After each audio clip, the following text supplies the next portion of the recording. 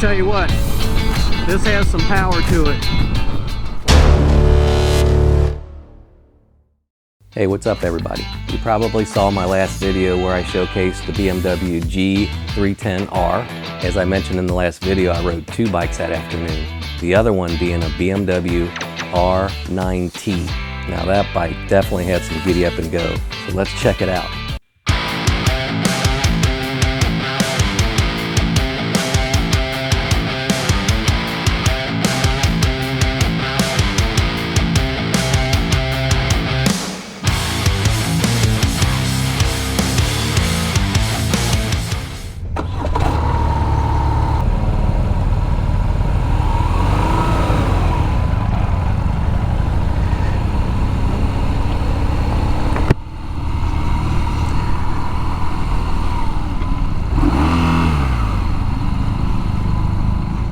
BMW motorcycle had a record year in 2021, up 14.8% on global units sold and enjoyed a 32.1% growth in the United States.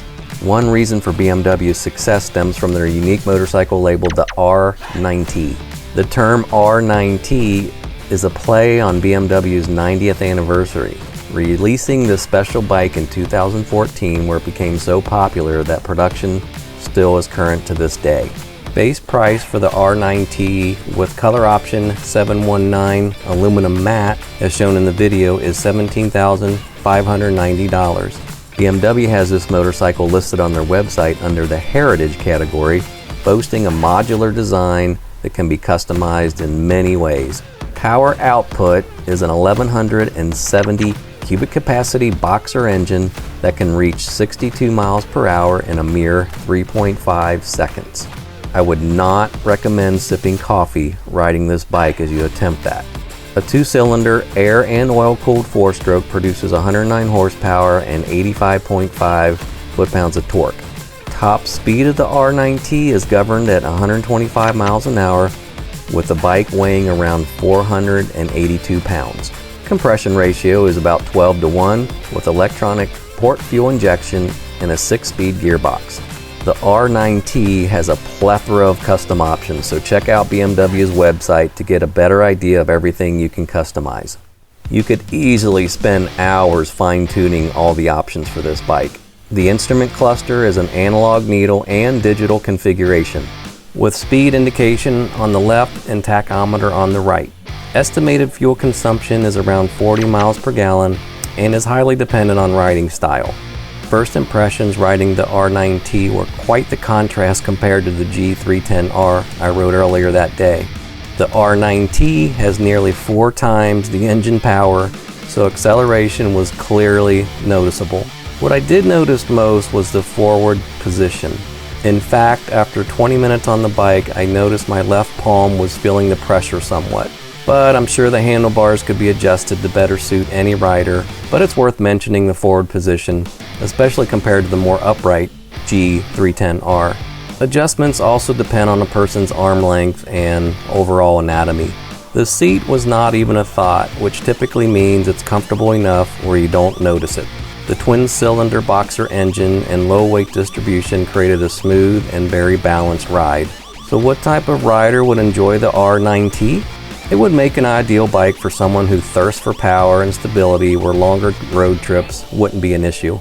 The R nineT could be used as a daily commuter, although I feel this bike would be best enjoyed cruising country roads, navigating longer day trips, or simply enjoying the motorcycle riding experience on a bike that craves a twisted throttle. Because of the noticeable forward position and depending on rider anatomy, adjustments might be warranted to achieve the greatest comfort, especially if you're a smaller person. There was not much vibration felt, even at higher RPMs. This is more than likely a result of the flat boxer engine design.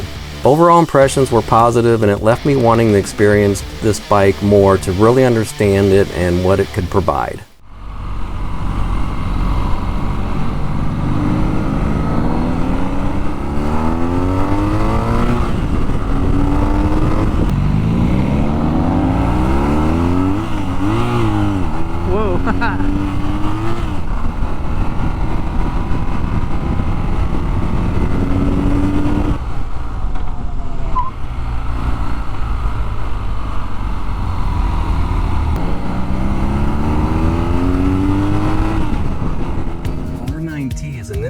motorcycle. I'd have to ride it more to really understand what type of rider that bike was designed for. And nevertheless, it had plenty of power, it sounds great, and it was very smooth. But to really understand what type of bike is meant for you, you just got to get out there and ride it. If you have your motorcycle endorsement, any dealership will let you ride their bike. You got to probably prove that you have insurance, but you have to just get out there and test them out. Like I said, the R9T has a ton of options, so go on their website, check it out, and see if it might be a good fit for you. I hope this video was helpful, especially if you've never been on a BMW. Now, I know I mentioned this before, but stay tuned for more maintenance videos on my bike, the actual Honda ADV 150, okay? And until next time, stay safe.